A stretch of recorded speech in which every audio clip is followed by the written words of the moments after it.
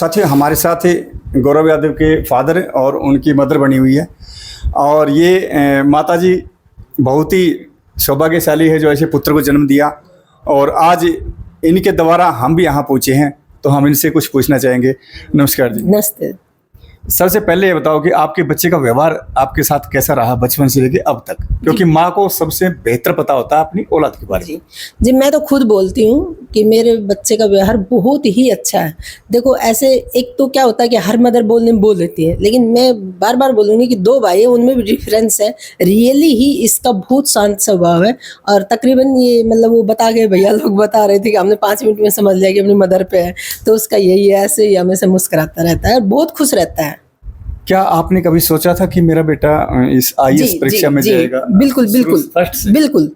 मैं तो जी अपने बच्चे का बचपन से देखती हूँ। जब इसका 5th क्लास में एडमिशन हुआ था, मतलब 6th क्लास में राष्ट्रीय मिलिट्री अजमेर स्कूल में, तब से मैं सपना देखती हूँ कि मेरा बेटा आईएएस या आईपीएस ही बने। आपका ख्वाब था। हाँ। और आज प्रभु की दया से और आपकी मेहनत से आपके बेटे ने आपको वो मुकाम दे दिया कि जो आपने सोचा था वो आपको मिल चुका है। हमारे एक्चुअली क्या है कि इस मैटर में देखो आज अगर बन गया तो थोड़ा सा आदमी को इजी लगता है, लेकिन इससे बिफोर ये बातें करना बहुत टफ है इंसान के लिए। है?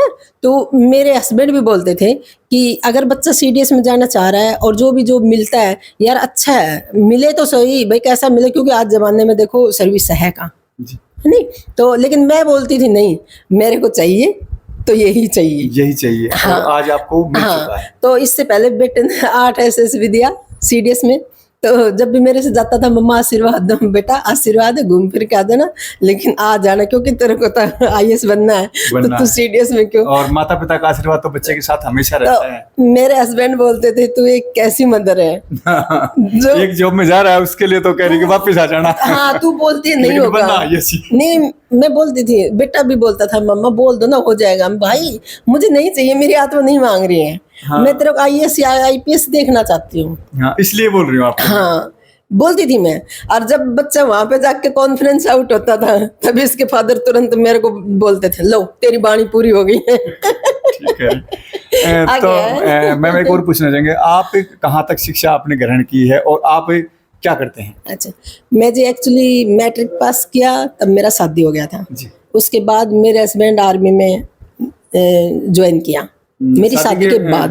हाँ जी हाँ जी। तो आप तो इस परिवार के लिए काफी भाग्यशाली। हाँ जी हाँ जी। मेरी शादी के बाद इनको जॉब मिली। जी जी जी। मतलब मेरी 13 फरवरी की शादी थी, 14 तारीख को मेरे हस्बैंड की लिस्ट में नाम आ गया था। बहुत अच्छा। हाँ तो 1 मार्च 96 में ये चले गए थे यहाँ से सिकंदराबाद ट्रेनिंग के लिए। तो उसके बावजूद मेरे को काफी इंटरेस्ट था पढ़ने के लिए, तो मैं अपने गांव में मतलब +1 में एडमिशन ले लिया और इनकी ट्रेनिंग के दौरान मतलब 2 इयर्स कभी ससुराल कभी फिर रहते हुए मैंने +2 किया। +2 करते करते मेरे को बेटा हो गया ये, तो बीच में फिर मेरा काफ़ी गैप पड़ गया 5-7 साल का। फिर जल्दी दूसरा बेटा में भी बस 2 इयर्स का गैप है, तो फिर वो भी हो गया। फिर क्या हुआ जब ये 4-5 साल के हो गए दोनों पढ़ाने लायक, तब मैंने देखा मैं फ्री हो गई हूँ, करूँगी क्या। तो मैं अपने बच्चों को पढ़ाती, खुद भी पढ़ती। तो ऐसे करके मैंने प्रभाकर किया, फिर प्रभाकर से मैंने MA किया, फिर मतलब मैंने मास्टर किया, LT किया, मैंने लैंग्वेज टीचर का कोर्स किया, मतलब BEd के समक्ष है वो।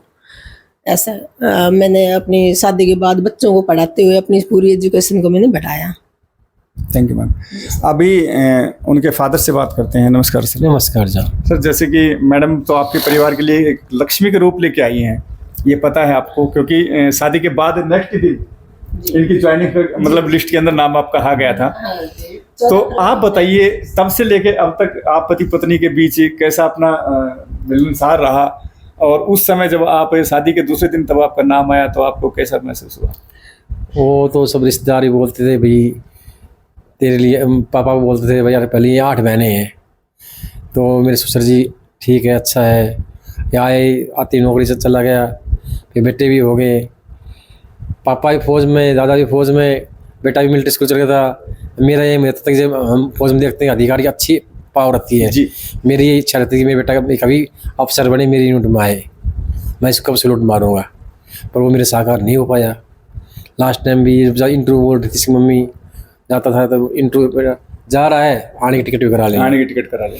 जब मेरा बेटा फेल होता था मेरे बहुत फीलिंग होती थी, ये बोलती थी अच्छा हुआ है। क्योंकि आप तो उनको देखना चाहते थे मिलिट्री के अंदर बड़े पद पे, और मम्मी देखना चाहती थी उनको आईएएस में, और आपसे ज्यादा मम्मी की दुआएं काम आई कि आज आपके सामने आपका बेटा आईएएस बन के आ चुका है। बेटा हमारे एक लाइट है घर में दिखाने के लिए भी, हर माँ बाप को अपना होता है, पर हमारा बेटा हमको सिखाता है धार्मिकता। पापा मेडिटेशन किया करो, पूजा किया करो, ये किया करो, नॉन वेज मत खाया करो, ये नहीं करो। ऐसा पुत्र भगवान सबको दे। साथियों, ये इन्होंने अपने दिल से और अच्छी बात कही है कि कुछ ही बेटे ऐसे सौभाग्यशाली होते हैं और कुछ ही माता पिता भी ऐसे सौभाग्यशाली होते हैं जिन्हें एक सुंदर और अच्छे विचार की औलाद मिलती है। क्योंकि आज के समय के अंदर ऐसे न तो बेटियां हैं और न पुत्र हैं। आपको एक बात कड़वी जरूर लगेगी, क्योंकि मैं हर बार बोलता हूं, लेकिन नहीं है ऐसे बेटे और नहीं ऐसे बेटियां जो अपने माता पिता की इज्जत को संभाल के रखें। आए दिन प्रतिदिन कोई ना कोई घटनाएं होती हैं और आप देख रहे हैं। कुछ और कहना चाहती हैं? सर, हम खुद, मेरे को इस बात से बहुत प्राउड है कि कोई क्या होता है कि पेरेंट्स के हिसाब से बच्चे को जाना जाता है, बट हमें हमारे गांव में भी 50% लोग जो जानते हैं वो छोटे बेटे की वजह से जानते हैं कि वो कोस्ट गार्ड में असिस्टेंट गया है, तो सभी जानने लग गए कि भाई फलाने का बच्चा गया है। हम कहीं जाएंगे, हम बताते हैं मैं सौरभ की मदर हूँ, हैं। अब बेटे ने उससे भी ऊपर कर दिया है। आज किसी को बोलूंगी तो मैं गौरव की मदर हूँ, तो गौरव को कौन नहीं जानता है ना। तो पेरेंट्स को कितनी गर्व की बात है कि बच्चे के नाम से हम जाने जा रहे हैं। देखो, मदर को बहुत बड़ा गर्व फील होता है। और यही बात है, आप अपने अंदर वो कॉन्फिडेंस और वो काबिलियत लेके आए कि आपके नाम से अपने माता पिता को जाना जाए, आपके माता पिता को, न कि माता पिता के नाम से आपको। क्योंकि भविष्य में लाइफ आपकी भी चलनी है, तो आप अपनी काबिलियत बनाए ताकि अपनी पहचान अलग से बने। तो अभी कुछ और बताइएगा गौरव के बारे में। सर, कोई गांव में मेरे नाम बोलेगा तो मेरे को पहचानता भी नहीं है। मैं 28 सर्विस कर आया, घर में आता हूँ छुट्टी तो अपने भाई के पास बैठ गया या अपने प्लाट में चला गया। नहीं, समाज में कोई हुक्का बीड़ी सिगरेट इससे मैं बिल्कुल खिलाफ हूँ। लेकिन आपके बेटे की वजह से आज आपको पूरा क्षेत्र, पूरा इलाका आपको तो जान जस्ट रहा है। 2-6 महीने पहले मैं बस में रेवाड़ी से आ रहा था, तो हमारे गाँव की बस चलती रेवाड़ी 5:30 बजे। तो लड़के बैठे थे, तो बोला कहाँ जाएगा? मोतल जा। मैं बस मोतल जाएगी? बोले मोतल जाएगी। बोला आप सौरभ पापा है? मैं यार फीलिंग होना चाहिए, मेरी वजह से बेटा जाना चाहिए। तो विजय का लड़का है, नहीं सब गाँव में बोलते हैं सौरभ पापा है, तो बच्चे की वजह से हम मेरे गाँव में जाने लग गए। लेकिन अगर कोई डाक भी आती है, डाक घूमता रहेगा। अभी जिस गाँव में बेटा का आईएएस सिलेक्शन हुआ, पूरे गाँव में घूमते रहे गौरव, विजय कुमार गौरव, कोई यार पहचानता नहीं है। मेरी माँ को, मेरी मौसी को बहुत जानते हैं, पर मेरे कभी गाँव में इतना बैठता नहीं हूँ। लेकिन आज आपकी पहचान की कोई मतलब मोहताज नहीं है, आपकी पहचान आज मेरी पहचान एक गाँव में हो गया, बेटे के नाम की वजह से। और ऐसे बेटे आप सभी बन सकते हैं, लेकिन सिर्फ अपनी सोच एक अच्छी रखनी पड़ेगी, और बेटियों को भी सोच अच्छी रखनी पड़ेगी। क्योंकि माता पिता अपना पूरी मेहनत और खून पसीने की कमाई से आपको सींच के एक बड़ा करता है, तो आप वो चीज़ बोले नहीं, क्योंकि कल आपको भी माता पिता बनना है। तो उनकी इज्जत का विशेष ध्यान रखें। जी, पापा का काम होता है कमाने का। जी, मैं ड्यूटी चले जाता हूँ, आया शाम थक गया। इसमें सहयोग सबसे ज्यादा उसकी माँ का बिल्कुल डिसिप्लिन रहता है। बिल्कुल सर। जब भी ये पढ़ती भी थी, पढ़ाती भी थी। बच्चे कब खेलने जा रहे हैं, बच्चे कब पढ़ रहे हैं, मैं बोलूँगा आती यार रोटी बना दे, बैठो शांत, गुस्सा मत ना हो, रोटी बना दे, बच्चे पढ़ रहे हैं। जब तक बच्चे पढ़ेंगे उसके बाद इसका त्याग भी बहुत किया है हमने। जब बेटे हमारे 8वीं क्लास में आ गए थे, हमने टीवी बंद कर दिया था जी, कि यार हम देखेंगे तो बच्चे देखेंगे, हम सोएंगे तो बच्चा सोएगा। बिल्कुल। तो इसमें माँ का बहुत सहयोग है। मैं बोला ऐसी माँ सबको मिले, और माँ का सहयोग तो होता ही है। और अभी कुछ और बताना चाहेंगी? मैं आपके माध्यम से सभी औरतों, मेरी बहनों को, सबको ये कहना चाहती हूँ कि देखो, आजीवन तो सभी का चलता है, कमाना खाना रोजी रोटी तो सभी कर रहे हैं, लेकिन इसको एक झमेले के साथ नहीं करना चाहिए। हमें लाइटली चलते हुए अपना जीवन को चलाना चाहिए। आप अब मैं एक फॉर एग्जाम्पल छोटा सा दे रही हूँ। देखो, जो हम खा रहे पी रहे रह रहे सह रहे, ये तो एक जानवर भी काम कर रहा है ना, सेम वो कर रहा है।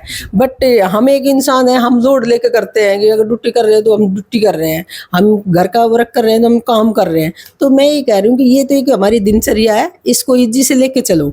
हमेशा अपने आप में ये सोचते रहो मैं ईजी हूँ और मैं खुश हूँ, मैं हैप्पी हूँ। चाहे आप किसी भी संकट से गुजर रहे हो तो कोई दिक्कत नहीं है। तो उसका अगर आपका उससे क्या होगा कि अगर आप पॉजिटिव हैं तो आपके घर का माहौल पूरा पॉजिटिव हो जाएगा। बिल्कुल हो जाएगा। ठीक है।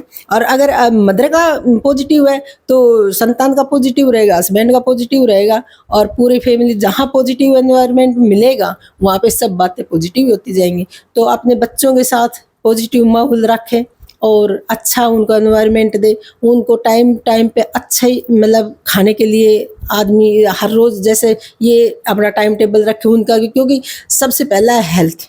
अगर बच्चे का हेल्थ रहेगा तभी तो वो कुछ करके जी, देगा हाँ ना जी। आपको।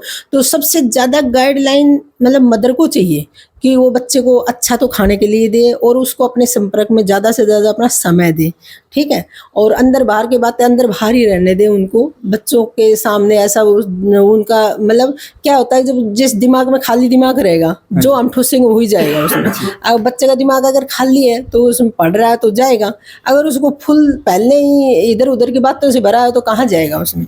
तो अपने बच्चों को ज़्यादा से ज़्यादा समय दे, है ना। ऐसा नहीं है कि बच्चे को पढ़ लो, बच्चे के पढ़ने आप कहीं है नहीं, उनको अपने सामने बैठाओ, उनको टाइम टेबल लिख कर दो, फिर टाइम टेबल को आप ध्यान रखो बेटा फॉलो कर रहा है नहीं कर रहा है ना।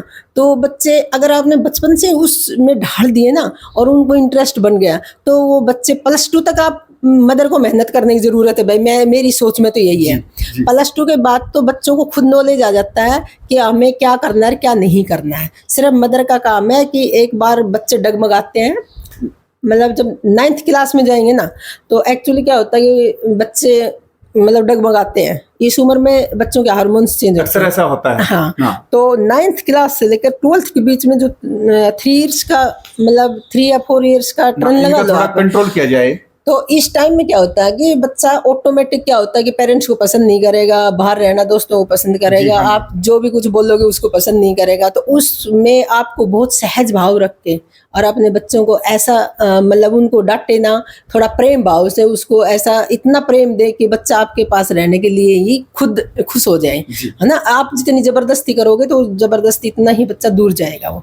तो इस हिसाब से आप बच्चों को अपने माहौल में रखें और कम से कम मतलब फंक्शन पार्टियों में भाई जिस बच्चे को कुछ बनना है तो फंक्शन पार्टियों के लिए कम से कम मतलब बाहर भेजें ताकि उनको पढ़ाई में उनका दिमाग लगा रहे।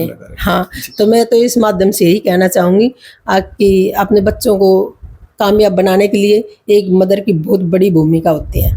धन्यवाद जी। धन्यवाद। बहुत ही अच्छा जवाब और सुंदर जवाब दिया है सभी माताओं के लिए, क्योंकि जैसे इन्होंने उम्र बताई कि 9th के बाद और +2 तक बच्चे डगमगाते हैं, हकीकत है ये। वहाँ वो बच्चे अपने माता पिता को थोड़ा अलग महसूस करते हैं, लेकिन प्रेम से उन बच्चों के पास रहें और उनको अच्छे से तालीम दें, प्रेम से ही उनको रखें, तो वो अपने आप एक परिवार के द्वारा उसी उसमें संपर्क में आ जाएंगे।